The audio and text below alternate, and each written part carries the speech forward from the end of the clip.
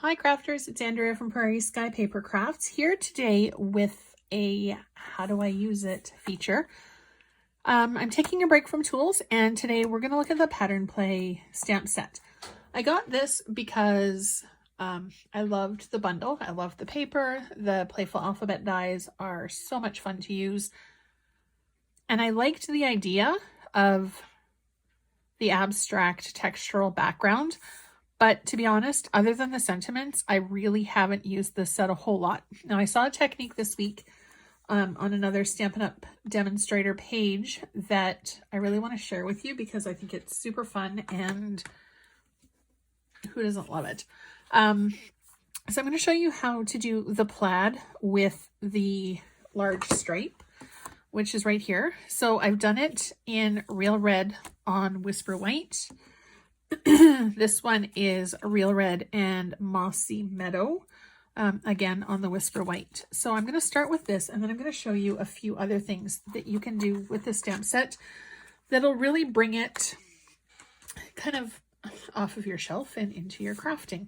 So I'm just going to take some Whisper White and I'm going to cut a few tags. The punch that I'm going to be using today is a 2-inch punch, excuse me. So I'm just going to go ahead and I'm going to cut it at 4 inches by 2 inches here. I'm going to cut a few of them out. 1, 2, and with at 8.5 by 11, you'll be able to get 4 tags per sheet, and then 2. Okay, now I'm not going to use the tag topper punch for this until we're finished, just because if one of the edges doesn't turn out as well as you want it to, you can just very easily and quickly make that the top of your punch, because it is non-directional and it doesn't really matter. Okay, so I'm going to bring in my stripe punch, and I think maybe this one I'll use the Mossy Meadow. I did use this for the first time today stamping in Real Red, and Real Red or any of the darker reds will stain your polymer stamp, but it doesn't matter because once you've cleaned the ink off of it, it will not impede the stamping of any of the other colors. But I will show you a trick excuse me, with one of the other colors in a few minutes that will, or with one of the other stamps, that'll make your crafting life just a little bit easier and reduce the staining on your stamps. Okay, so I'm just going to go ahead and start at the top, and I'm going to stamp my stripe. I'm not going to be too terribly fussy about this, mostly because it is a plaid and I do want it to look a little bit rustic. It's not going to be perfect.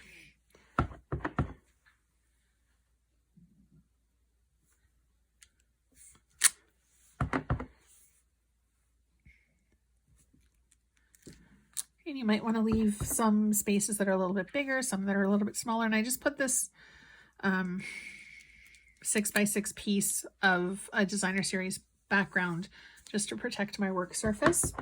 Okay, so now that we've done the horizontal lines, I'm going to go and I'm going to ink up the vertical lines. You can also do this with any color that you want. You can alternate the colors so that it's more of a true plaid.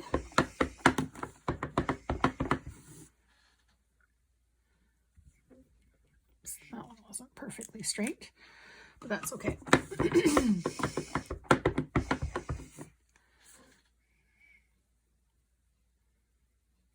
All right, so there you have it. Our stamp is done, and I've got my Stampin' Scrub here. I'm just going to give it a quick little rub and dry it off on the other side before I put it away. Oops. Okay, so there's our first background done. I'm just going to close up my Mossy Meadow.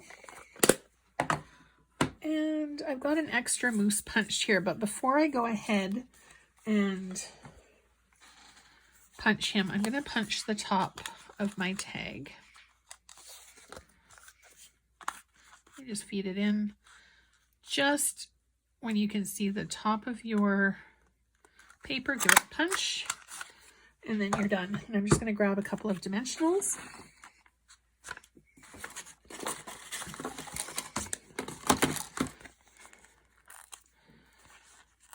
And adhere them to the back of my moose. Now I don't know who I'm giving this to yet or what the gift is going to be, so I'm going to hold off on using the sentiment. But one of the perfect stamp sets for Christmas tag, in my opinion, is Itty Bitty Christmas. And it is absolutely fantastic because it's got all kinds of short, smaller format sentiments that you can use. Oh, what yum, no peeking. And then there's some longer ones as well. Celebrate the season. So they are the perfect size, in my opinion, for tags. All right, so there's that one done. Now I'm going to do, I'm going to pick these little, actually I'm going to do both of them because I haven't inked up either one of them. I'm going to use the dots and I'm going to use this little waffle piece. It actually kind of reminds me of gumdrops.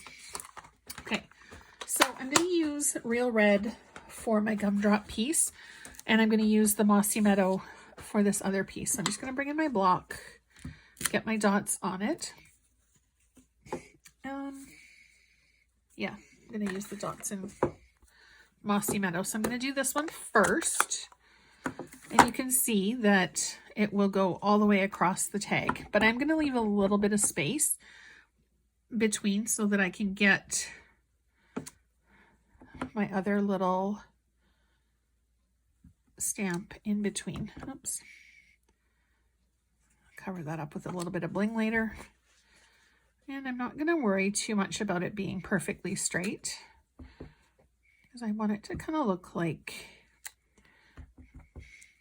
a gingerbread house. All right, there we go. So now I'm actually going to have this be the top of my, yeah, this is going to be my top. So now the trick that I was going to show you to get the staining slightly lessened onto your photopolymer stamp is to bring in a very light stamp pad. Any of the pastels will work.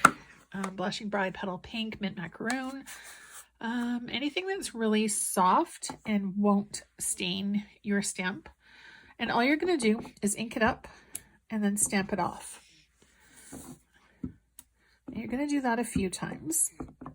And all that's going to do is prime your stamp and build it up so that when you go, and I'm just going to go ahead and keep stamping until no more color is coming off onto my background piece. And I'm going to close up, for this one I used Petal Pink. I'm going to close it up and then I'll just quickly do my stamped image in Real Red and then clean it off just so that you can see the difference between this stamp when it's been primed and the other one when it hasn't been primed.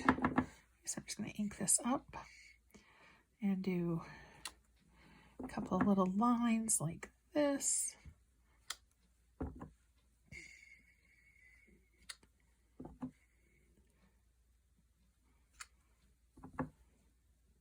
These really do look like gumdrops now that I'm stamping them in red.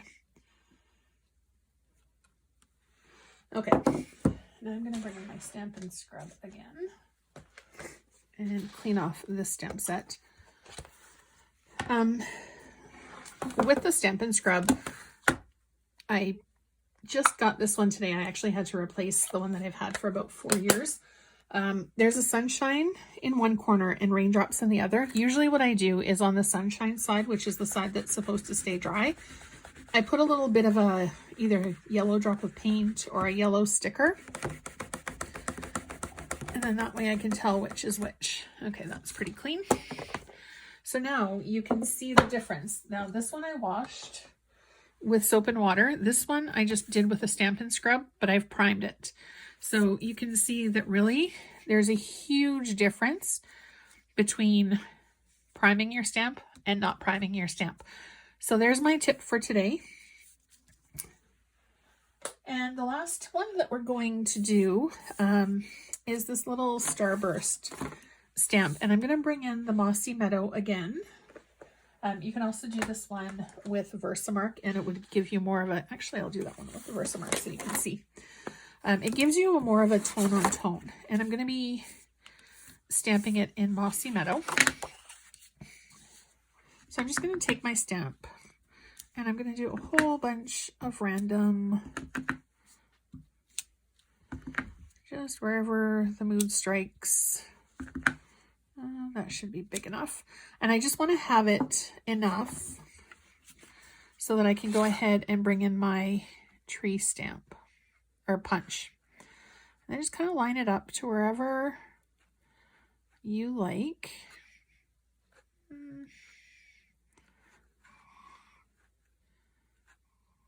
Kind of happy with it right there. Okay, so I'm going to punch it and it's going to jump across the room. Okay, I'm going to close up my Versamark. Now this is really pretty just the way it is, but I like how there's little gaps in the stars. So I'm just going to fill them with some of the rhinestones. Now there's 3 different sizes with the rhinestones, small, medium, and large, and 3 different sizes with the stamp set as well. Sorry, I lost my train of thought for a second. Today is Tuesday, but it most definitely feels like Monday. And I'm going to take that one there. So I'm using the medium ones, oops, in a couple of spots, and I'll put some small ones.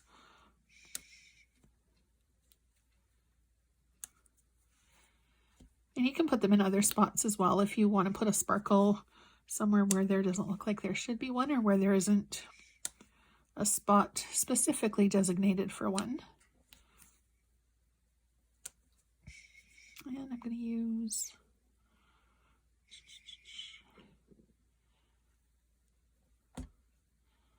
come on, there we go. Now I'm also going to bring in the holiday rhinestones, and for the top of my tray I'm just going to do a yellow one because I want a star. Run out of putty. And to get the putty started, all you need to do is give it a bit of a twist and it will slowly start to extrude. Oh my goodness, picky today. All right, and so there's our tree done. So with one stamp set, you have an endless possibility for the styles and types of backgrounds that you can make. I really do love this plaid. I thought it was absolutely ingenious of the person who thought of it and really wanted to share it with you.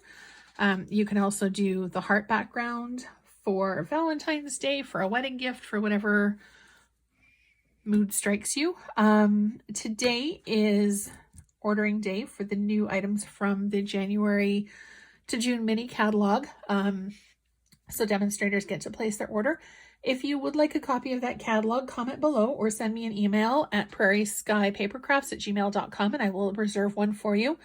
I have included them in my order, so as soon as I get them, I will send it. Don't forget to hit subscribe below and have a fabulous day. I'll see you soon. Bye-bye.